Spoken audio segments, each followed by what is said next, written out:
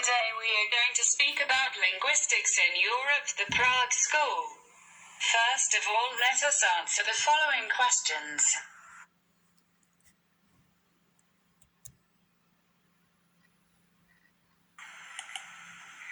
Do you know about types of phonological schools? Do you know about Prague Linguistics School? Who is the founder of Prague School?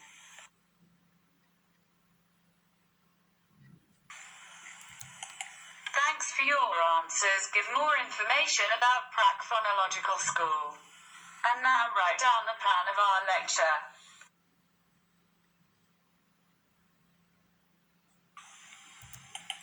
One, Introduction to the Prague School, Linguistic Circle of Prague. 2. The Prague School's major contributions. A function in the Prague conception. B. The theory of markedness. C. The Prague School is a combination of structuralism and functionalism.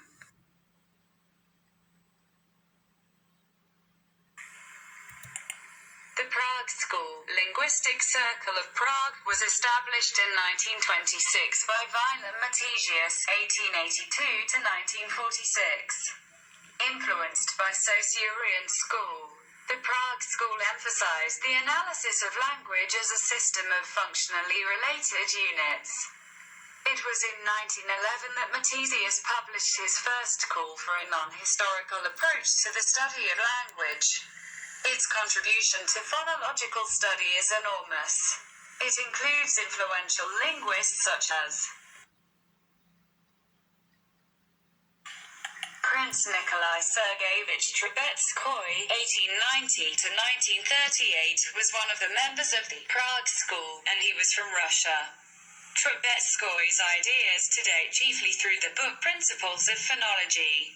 He gives a central role to the phoneme, but Trubetskoy and the Prague School in general were interested primarily in the paradigmatic relations between phonemes, i.e., the nature of the oppositions between the phonemes that potentially contrast one another at a given point in a phonological structure.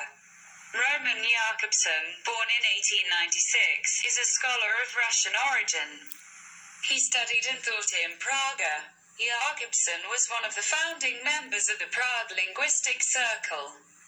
Jakobson represents one of the very few personal links between European and American traditions of linguistics. And his ideas have much to do with the radical change of direction that has occurred in American linguistics over the last 20 years. The most important aspect of Jakobson's work is his phonological theory. Here Jakobson is recognizably a member of the Prague School. Like Trubetskoy, he is interested in the analysis of phonemes into their component features rather than in the distribution of phonemes.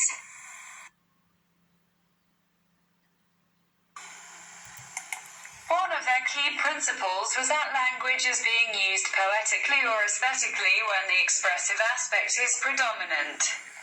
And that it is typical of the expressive function of language that this should be manifest in the form of an utterance and not merely in the meanings of the component words. For linguists, language must be studied as synchronic and as a dynamic system. Language is systemic in that no element of it can be satisfactorily analyzed or evaluated in isolation, and assessment can only be made if its relationship is established with the coexisting elements. In the same language system, language is functional in that it is a tool for performing a number of essential functions or tasks for the community using it.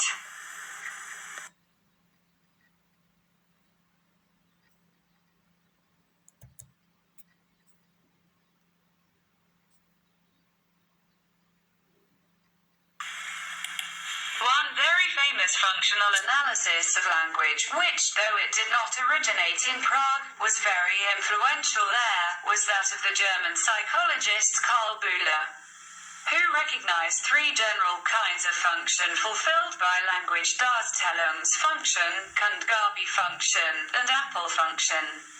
These terms may be translated, in the present context, as the cognitive function, the expressive function, the conative function.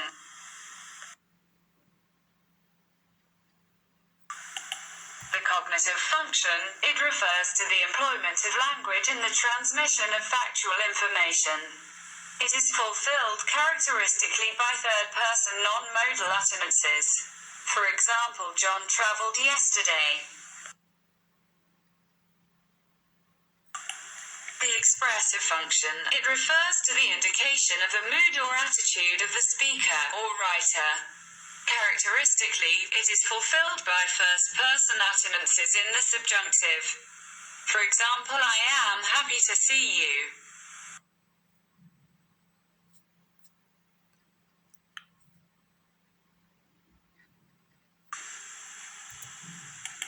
The conative function, it refers to the use for influencing the person one is addressing or for bringing about some particular effect.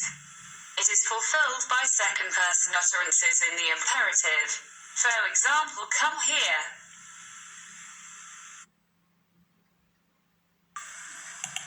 The most characteristic feature of the Prague School approach is its combination of structuralism with functionalism. The latter term, like structuralism, has been used in a variety of senses in linguistics. Here it is to be understood as implying an appreciation of the diversity of functions fulfilled by language and a theoretical recognition that the structure of languages is in large part determined by their characteristic functions. Functionalism, taken in this sense, manifests itself in many of the more particular tenets of Prague School doctrine.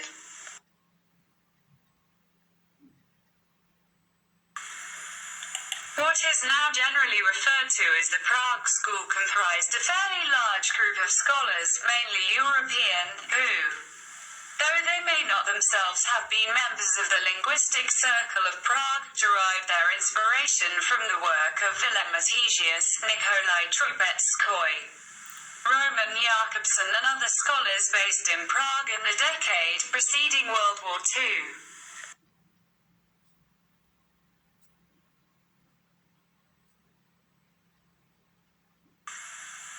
The Prague scholars are among the linguists who have taken the social dimension of language most seriously. And they have ended by destroying sharp separation between synchronic and diachronic study. Since 1989, under the leadership of Oldrich Leska, the Prague School's activity was renewed, resulting in the publication of the New Travo in 1995. A successful conference on 70 years of PLC in 1996, which also commemorated the 100th anniversary of Roman Jakobson's birthday. Prague has become the site of many conferences on linguistics, in particular those organized by the Institute for Applied and Formal Linguistics, UFAL, at Charles University.